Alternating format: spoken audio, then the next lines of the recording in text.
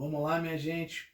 Vamos continuar a falar sobre a Era Vargas. Agora, o segundo módulo da Era Vargas, interessante para a gente. Nós, primeiramente, falamos do governo provisório até a Constituição de 34. Agora, da Constituição em diante, o governo constitucional, Vargas eleito, né, mesmo que indiretamente, até a oficialização da Constituição, vai ser um menino prodígio nesse período. A industrialização vai percorrer um bom caminho, logicamente, e Vargas conseguirá um apoio muito grande, principalmente das mulheres que terão um voto feminino, como eu falei para vocês. Interessantíssimo. Ele vai investir muito na educação. Vargas era um homem inteligente.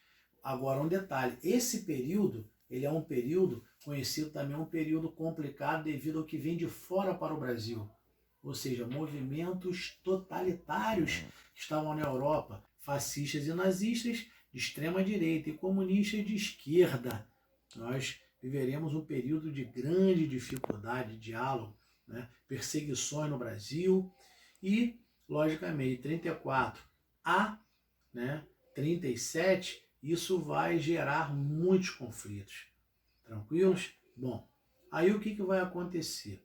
Nesse momento você vê um grande crescimento. Vargas, além disso, ele já vem de lá, trabalhando para tentar não fazer o que o Convênio de Taubaté, que foi criado lá em Rodrigues Alves e oficializado em Afonso Pena, aquela política de valorização do café de 1906, ele tenta e vai conseguir queimar uma grande quantidade de café para não ficar estocado aquilo.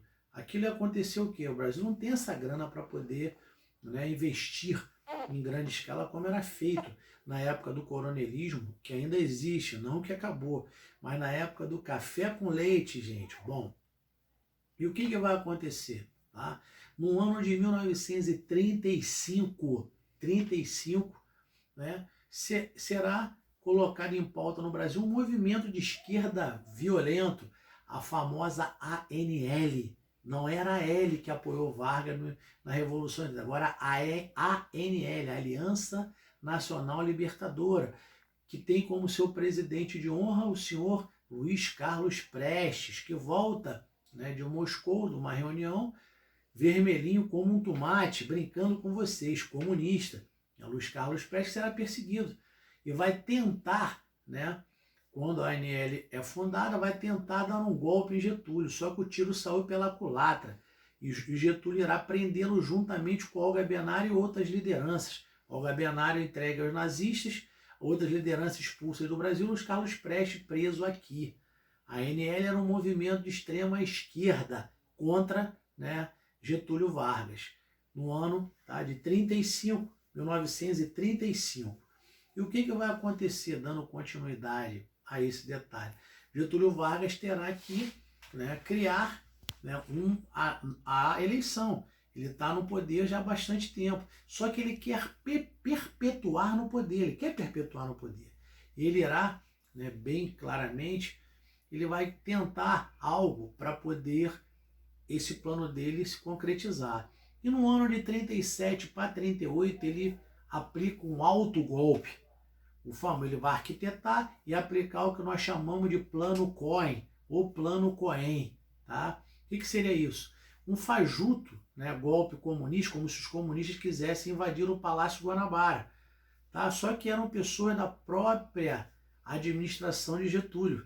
Ou seja, um autogolpe, um golpe contra o governo para fingir, um golpe de fingimento, para ele perpetuar no poder como ele o fez. Em 37, ele irá dar esse checkmate. Olha, eu vou continuar no poder e vai criar uma nova Constituição que tinha até pena de morte. A segunda Constituição do governo de Getúlio. A Constituição Polaca, a Constituição de 1937, de extrema ditatoriedade.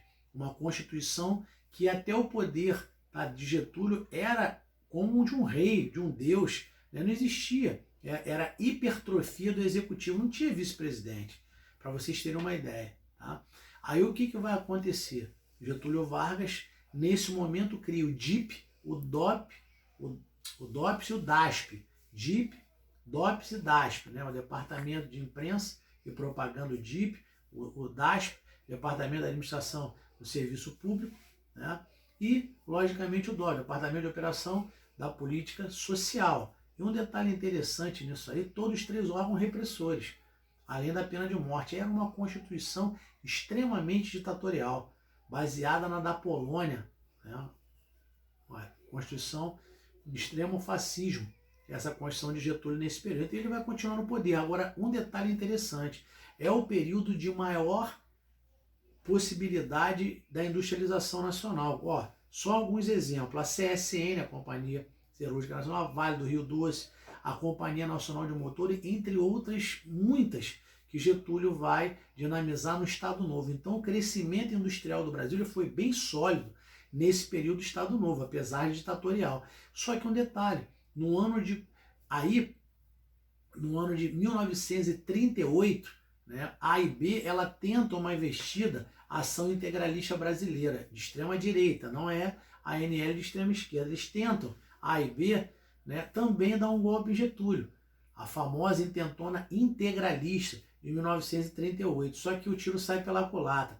Getúlio coloca na ilegalidade também a AIB, expulsa a liderança, inclusive prendendo Plínio Salgado, que era o líder, e depois Plínio Salgado vai para o exílio em Portugal. Né? Ele vai para Portugal no exílio, ficou preso na Fortaleza de Santa Cruz e Niterói, e depois vai para o exílio em Portugal. Até o hotel que ele ficou lá em Portugal se chamava Tivoli, só para ilustrar esse encontro nosso. Bom, e com isso Getúlio está no poder, nadando, né, nessa centralidade do poder nas suas mãos. Só que no ano de 42, né, o que acontece? Mesmo o Brasil tendo relações diplomáticas interessantes com os alemães, Getúlio vai, né, em 42, tem que entrar na guerra num lugar aliado a alguém, e vai entrar junto aos Estados Unidos, que vai bancar, né, logicamente, um capital para a CSN, para a industrialização, e vai criar uma base em Natal, que posteriormente ficará para o Brasil. E o Brasil vai entrar ao lado dos Estados Unidos contra o eixo nazifascista. Por que o Brasil entra? Né? Devido ao que? Já é questão de prova. Mais de que uma prova, várias cobrando isso. Por qual foi o motivo do Brasil entrar na Segunda Guerra Mundial ao lado dos Estados Unidos contra o eixo nazifascista? Devido ao torpedeamento de navios mercantes do Brasil por submarinos alemães em nosso litoral. Vou repetir.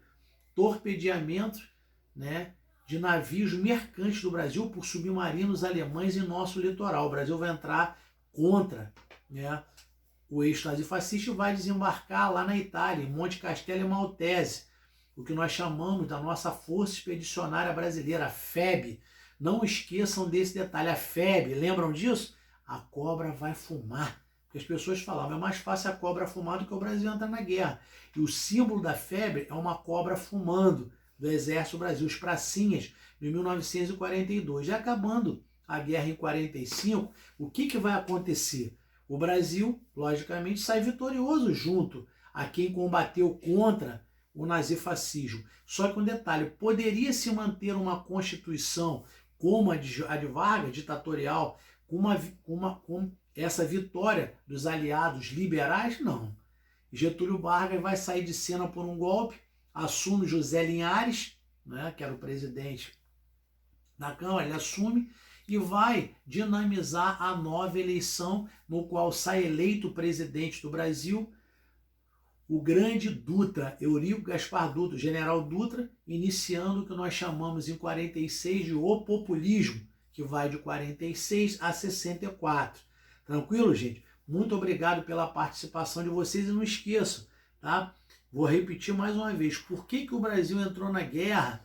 Devido ao torpedeamento de navios mercantes do Brasil em nosso litoral por submarinos alemães. Isso é um bizu. Acredito que caia na prova dos senhores. Olha o bizu do Marcão aí. Fiquem com Deus, um grande abraço.